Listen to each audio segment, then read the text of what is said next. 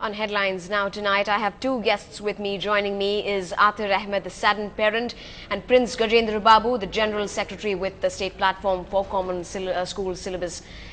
First coming to you, sir, you might stand out alone from the rest of the crowd of the parents, that is, where while you have both of the girls and a boy expelled, I believe you are planning to go the Anna Hazare way maybe? If necessary, yes.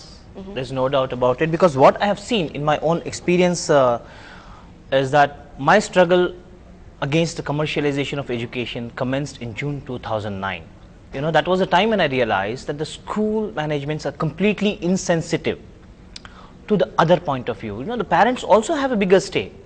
So when the school, initially, let me give you this instance, the school revised the fine for the grace period from 50 to 500. You know, this was obnoxious. I approached the joint secretary of the school management, and she was just not worried. The attitude was, we will be like this, you do whatever you want to. So then I filed a complaint with the CBSE, and through an RTI petition I made the CBSE take action, and the CBSE said this hike is unjustified. They also advised the school to roll this back, which they eventually did. Next, again, another affiliation bylaw which says that you cannot revise the fee in the middle of an academic year. Those instructions are quite clear, you know, the affiliation bylaws. But then this school did that as well. You know, the last academic year, they revised the fee by about 10% at the beginning of an academic year. And then after the first term, they revised it by another 20% over the already hiked fee.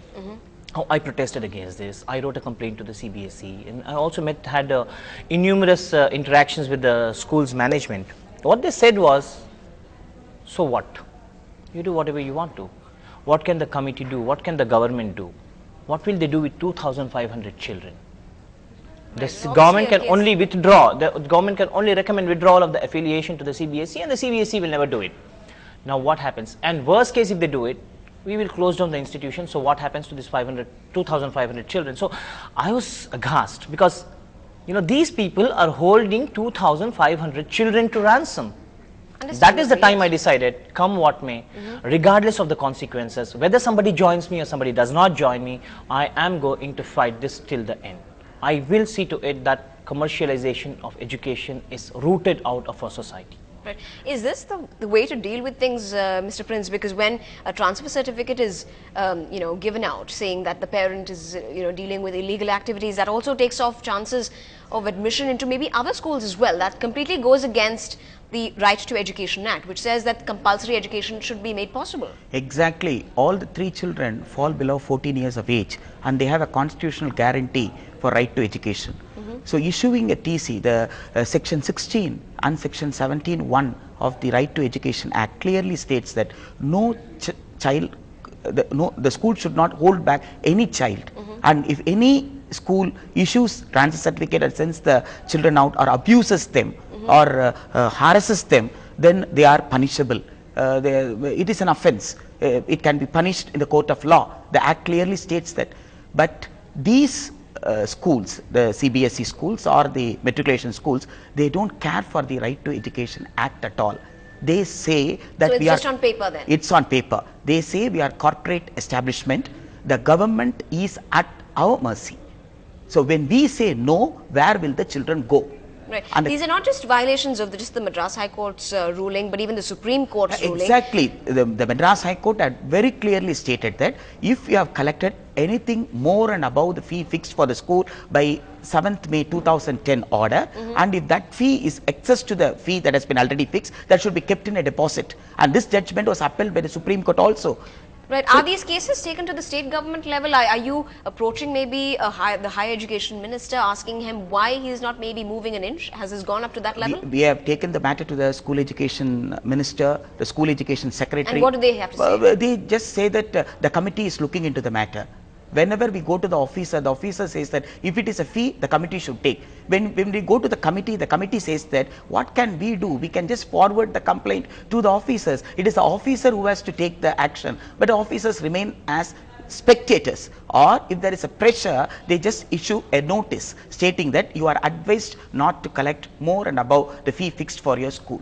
Right. Except for this advice, they have not taken any stern action, and that has emboldened the managements of the school. Right, with examinations and results, you know, being used as pressure tactics maybe by the school management, do you believe then this has perhaps left other parents helpless? At least you have come forward, but do you think they're pretty much taking advantage of the situation then?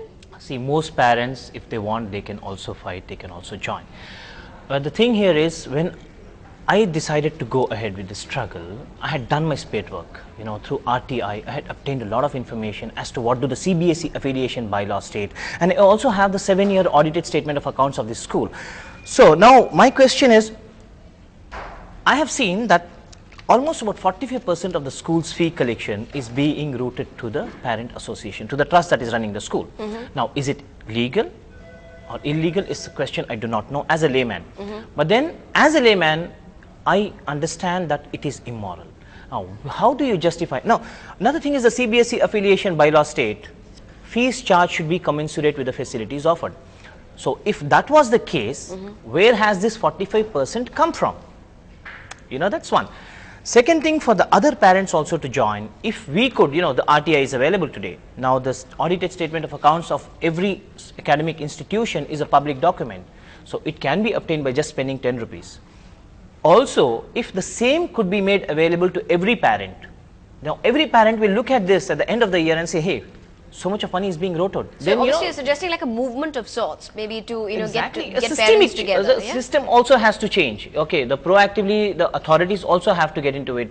Especially with the CBSE schools, what is happening is, we have a Directorate of Matriculation Schools which handle the matriculation schools. We have the Directorate of Anglo-Indian Schools, but we don't have a Directorate for CBSE schools. So, you know, the ball gets pass between these two. The state government says, you approach the CBSE, and the CBSE says, hey, we can only conduct examinations. Right. We can only give affiliation. With regard to the fees and other matters of concern, that rests with the state government. Final thoughts on this issue. Do you believe then it's perhaps a political game now, because the recommendations have not come? Why are they taking so long? What are the responses you've been hearing? It's been quite a while now. It's really a political game. We have pointed to the government of Tamil Nadu, but there is no mechanism to monitor the implementation of the act. We want a district level committee under the chief educational officer to monitor the implementation of the act, but the government did not do that. Even the High Court in its judgment suggested that the district level committee can call for the records and it can monitor, but even that has not been done till date. So we want the officials of the education department to immediately act upon the complaints and also supervise that the fee that has been fixed by the committee in May 7, 2010 is it is for 3 years. It has nothing to do with the Ravi Rajapaksa committee, with the appeal that is being considered. That is one part. What the fee that has been fixed on May 7, 2010 is applicable for 3 years. If at all the revision comes, then only they have to talk about the revision. So this implementation is in the hands of the government officials. If the government officials remain silent spectators, then they are watching the schools committing contempt of court. Right. Mr. Ahmed, I know this troubles you as much as any other parent, but if the school education minister was watching the show tonight, what would you want to say to him, and what final, you know, solution can really be put to this? First and foremost, the minister, unfortunately today we don't know who is going to be the minister as of now. But having said that, see, definitely the ministry also has to get into the act and see when such violations, okay, I have not paid the fee over and above the determination committee's recommendations. Right. Now, I have made the school to ensure that, you know, they precipitate, I wanted them to take the precipitate action. So, when such instances come to light, at least then they can get into the system. They can look into this particular issue and say, hey, this is what has happened. Now, when the minister intervenes and says, you know, cancel this TC, readmit the children, automatically the other parents will also know, yes, the law is on our side, the system is on our side, and the government is also on our side. So they will definitely fight this out and root out this evil. I call this as an evil. This will definitely get removed from the system. And I hope it's, you know, probably within the next 15-20 days, I'm looking at a positive result, especially from the judiciary, if not the minister. Right. I mean, all hope is not then lost then, right? Definitely not. I'm never going to give up. Better sensitivity perhaps at the end of the day, because this is something as basic as education, and all of us have the rights to that, right? Thanks very much indeed, Mr. Ahmed. Thank you very much. And Mr. Prince for joining us on the show tonight and talking to us about this. We'll slip into a very short break at this hour, but lots more news from the state and the city coming your way on Headlines Now. We'll be right back.